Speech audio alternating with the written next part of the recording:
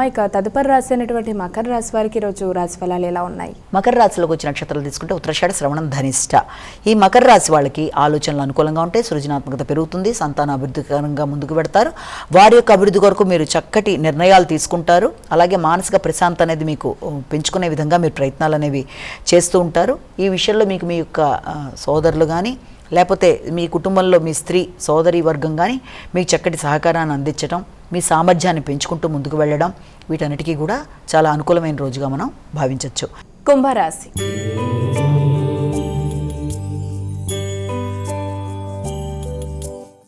ఇక కుంభరాశి వారికి నేటి రాశి ఫలాలు ఎలా ఉన్నాయి? వీరు ఎటువంటి జాగ్రత్తలు తీసుకోవాలి? కుంభం వాళ్ళని తీసుకున్నట్లయితే మనం ధనిష్ట, శతభిషం, పూర్వభాద్ర 3 పాదాలు.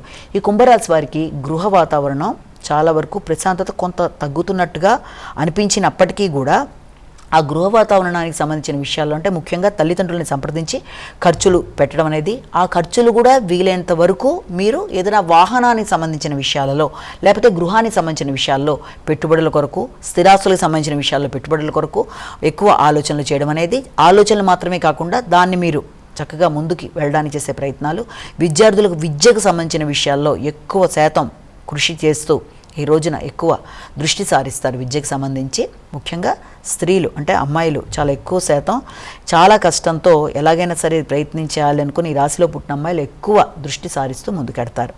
మీనరాశి.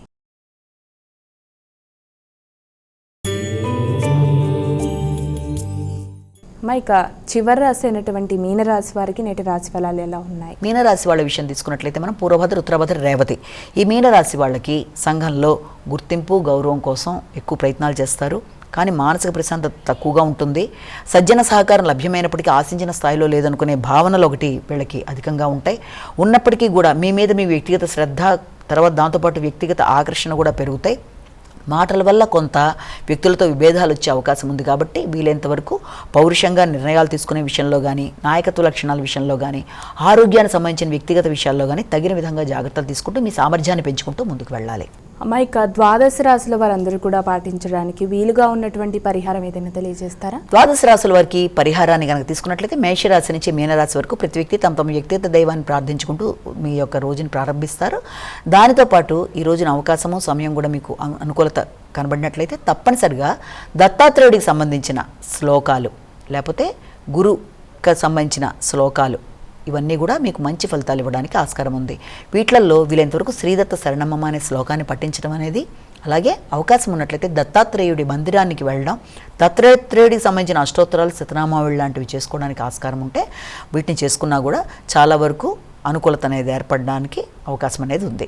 అలాగే ఇప్పుడు చెప్పుకున్న రాశి ఫలితాలని కేవలం వ్యక్తిని ఉద్దేశించి చెప్పినవి కాకుండా ప్రతి వ్యక్తి తమకే వర్తిస్తాయి నా భావనలోకి రాకుండా తమ వ్యక్తిగత జాతకంతో కలిపి గోచార ఫలితాలు కూడా చూసుకుంటూ ముందుకు పెడుతున్నప్పుడు గోచార ఫలితాల్లో ఏదైనా ఇబ్బందులు లాంటివి ఎదురవుతున్నా వాటికి సంబంధించిన చిన్న చిన్న పరిహారాలు పాటించుకుంటూ ముందుకు వెళ్ళినట్లయితే వ్యక్తిగత జాతకంతో కలిపి చూసుకుంటూ ముందుకు వెళ్ళినప్పుడు ఆ వచ్చిన చిన్నపాటి సమస్యల్ని ఈ పరిహారాల ద్వారా పాటించుకుంటూ ముందుకు వెళ్ళినప్పుడు సమస్యల్ని అధిగమించడం అనేది సులభతరంగా ఉంటుంది అని భావించవచ్చు. నేటి విశిష్టత